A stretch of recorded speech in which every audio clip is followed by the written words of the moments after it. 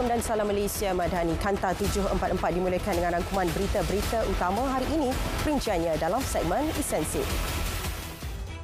Perkhidmatan pengangkutan awam mesti digunakan dengan efisien sebagai usaha mengurangkan kesesakan trafik di pusat bandar. Ini termasuk cadangan kepada PBT untuk menambah jumlah laluan khas bagi perkhidmatan bas serta perluasan kaedah laluan kontra di kawasan terlibat terutamanya sekitar Lembah Kelang. Penutupan jalan raya susulan pembinaan jalan, bangunan serta infrastruktur harus dikurangkan dan dibuka semula sebagai langkah segera mengatasi kesesakan lalu lintas. Penukaran laluan mesti dilakukan segera bagi mengatasi kesesakan terutama pada waktu puncak. Justru jalan atau laluan utama ke satu destinasi akan diperluaskan dengan laluan kontra. Gangguan bekalan gula di Pantai Timur telah pulih dan dikenal pasti berpunca daripada penutupan sementara kilang gula MSM Malaysia Holdings Berhad di Johor dan Perai Pulau Pinang. Kilang berkenaan ditutup sementara sempena sambutan Aidilfitri dan telah beroperasi semula pada 25 April lepas. Harga runcit maksimum minyak masak sawit tulen kemasan botol kekal bagi tempoh 8 Mei hingga 7 Jun ini. Harga minyak masak botol bagi 1 kilogram kekal pada harga RM6.90, 2 kilogram RM13.30, 3 kilogram RM19.60 dan 5 kilogram pada harga RM30.90.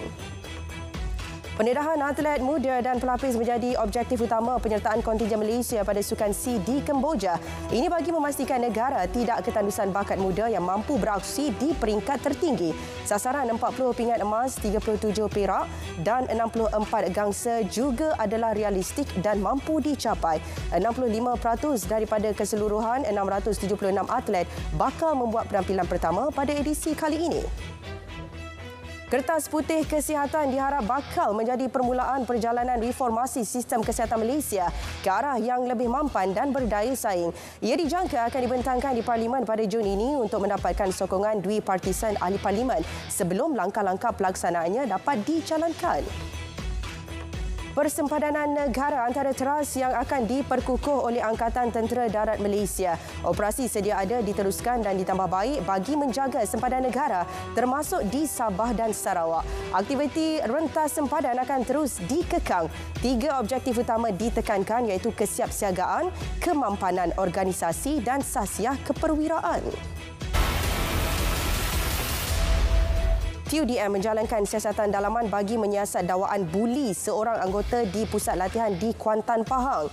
Siasatan dalaman dijalankan selepas bapa pelatih berkenaan membuat laporan polis terhadap kejadian yang menimpa anaknya di pusat latihan tersebut. Terdahulu tular satu perkongsian di media sosial dengan seorang wanita mendakwa adiknya menjadi mangsa buli di sebuah pusat latihan tentera udara.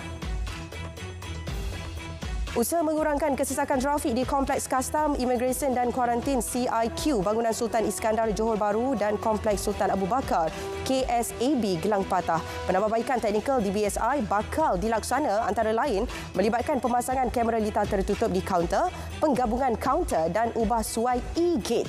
Manakala di KSAB melibatkan penambahbaikan seperti bumbung di Dewan Penumpang dan mengkaji keperluan bas henti-henti. Berikutan cuaca panas melampau, PDPR tidak akan dilaksanakan walaupun ada sekolah yang memohon penutupan untuk sementara waktu. Bagaimanapun, hari persekolahan mungkin diganti mengikut tarikh yang bakal ditentukan pengarah pendidikan negeri masing-masing. Paras air di semua empangan di Negeri Sembilan dalam keadaan baik iaitu melebihi 90% walaupun daerah Jempol menjadi antara 2 kawasan yang merekodkan cuaca panas tahap 1 selain Padang Terap di Kedah. Walaupun cuaca panas mencecah 35 darjah Celsius, Negeri Sembilan menerima hujan lebat pada 9 petang hampir setiap hari. Bagaimanapun, penduduk di Jempol tetap dinasihatkan agar lebih berhati-hati dan mengurangkan aktiviti luar ketika panas terik. 77 kes pertusis atau batuk kokol tahun ini. Daripada jumlah itu, 43 kes berlaku dalam kalangan bayi berumur kurang daripada 5 bulan.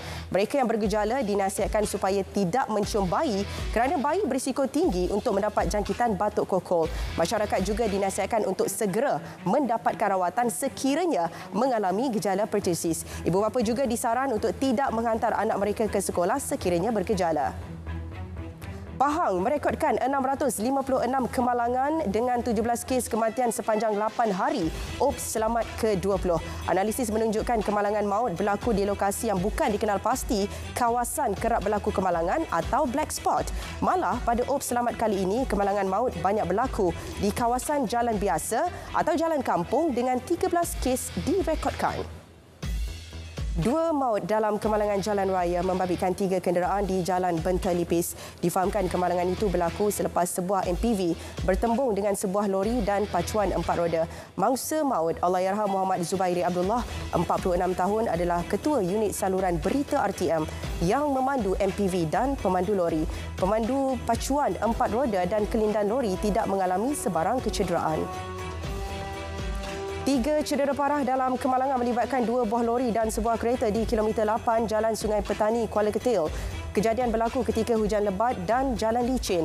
Ketiga-tiga mangsa cedera parah di bahagian kepala mendapatkan rawatan di Hospital Sultan Abdul Halim, Sungai Petani.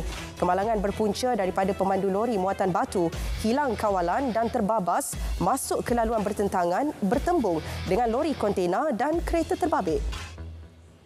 Keputusan kes pengasas rumah bonda Siti Bainun Ahmad Razali sama ada dilepaskan atau disabitkan atau 2 pertuduhan iaitu mengabai dan menganiaya seorang remaja perempuan sindrom Down dikenali sebagai Bella bakal diketahui esok.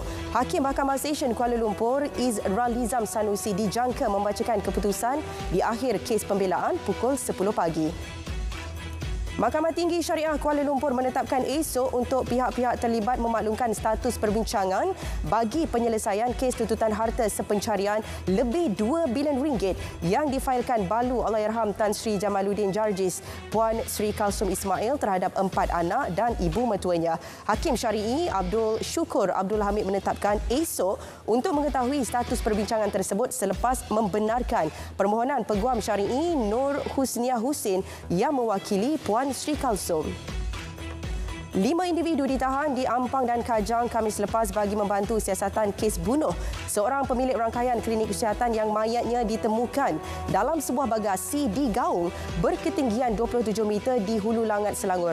Mereka terdiri daripada 3 lelaki dan 2 wanita berusia antara 22 dan 40 tahun termasuk seorang individu berusia lewat 30-an yang disyaki suspek utama kes. 12 telefon bimbit turut dirampas termasuk satu daripadanya milik mangsa.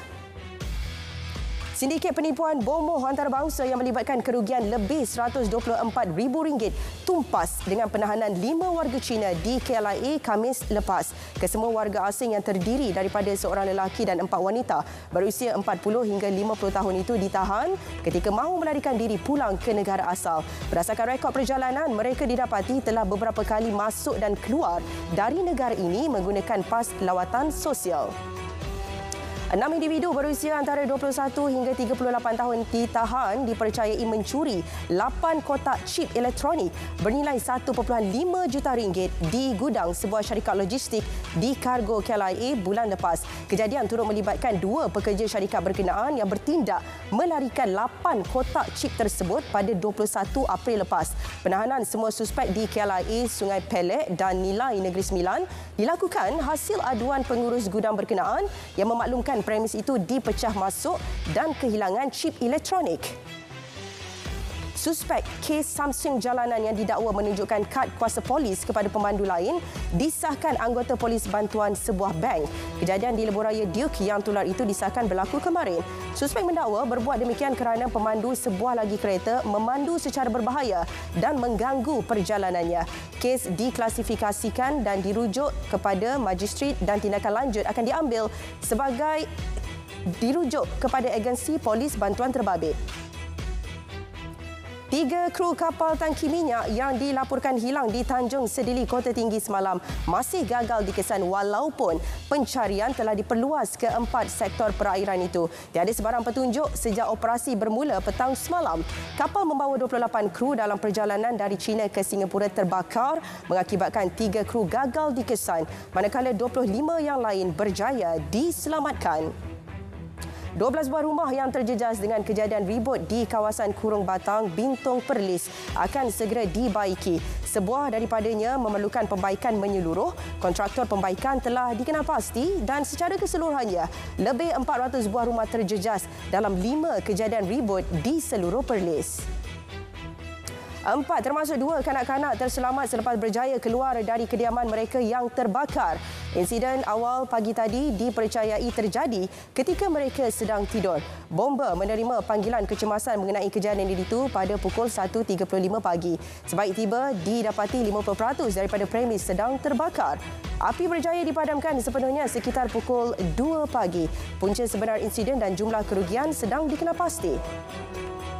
SOP baharu di Tanah Perkuburan Islam Taman Istimewa Johor Bahru diperkenalkan Jabatan Agama Islam Negeri Johor. Antaranya termasuk kebenaran masuk kepada pelawat hanya pada pukul 7 pagi hingga 6 petang. Tindakan diambil susulan kes kecurian batu nisan baru-baru ini. Selain itu, polis turut menyarankan agar 3 pintu masuk ke kawasan itu ditutup dan akses di laluan utama sahaja, manakala rondaan pada waktu malam dipertingkat. Konflik di Sudan semakin bertukar jadi malapetaka besar-besaran. PBB beri amaran negara-negara jiran Sudan akan turut terjejas. Pertempuran di Sudan masih berterusan meskipun genjatan senjata telah dipersetujui. Situasi itu boleh memaksa 800,000 individu jadi pelarian susulan kebimbangan nyawa mereka terancam. PBB percaya 815,000 orang mungkin sudah melarikan diri ke negara-negara jiran. Sementara itu, OIC akan bersidang di Jeddah, Arab Saudi esok untuk membincangkan perkembangan terkini di Sudan. Mesyuarat berkenaan mencerminkan kesungguhan pertubuhan untuk membantu memulihkan keselamatan dan kestabilan di negara yang dilanda konflik itu. Pihak bertelagah digesa mengadakan genjatan senjata secara kekal dan berdialog bagi membolehkan proses politik diteruskan dan demi memelihara keselamatan rakyat serta negara. Kira-kira 100,000 tentera Rusia jadi mangsa dalam tempoh 5 bulan negara itu menceroboh Ukraine. Lebih 20,000 daripadanya maut, manakala 80,000 lagi cedera. Dianggarkan separuh daripada tentera Rusia yang terbunuh adalah askar upahan. Mereka direkrut syarikat tentera upahan yang kebiasaannya memilih anggota dalam kalangan bekas banduan Rusia. Seorang tokoh kumpulan jihad Palestin meninggal dunia ketika dalam tahanan Israel selepas mogok lapar. Khadir Adnan, 45 tahun, memulakan mogok lapar pada 5 Februari lalu. Persatuan Banduan di Gaza mengatakan Khadir Adnan sebenarnya dibunuh dengan kejam. Tidak lama selepas kematian Adnan diumumkan 3 roket dilepaskan dari semenanjung Gaza ke arah Israel. Israel kini menahan lebih 1,000 tahanan Palestin tanpa tuduhan atau perbicaraan. 6 orang terbunuh dan 24 lagi tercedera dalam kemalangan melibatkan puluhan kenderaan di sebuah lebuh raya di Illinois, Amerika Syarikat. Kemalangan itu disebabkan oleh kejadian ribut pasir yang menjejaskan penglihatan pemandu. 40 hingga 60 kenderaan dianggarkan terlibat. 2 buah trak turut terbakar. Laluan di kedua-dua hala ditutup selama beberapa jam untuk membantu mangsa dan pembersihan dijalankan.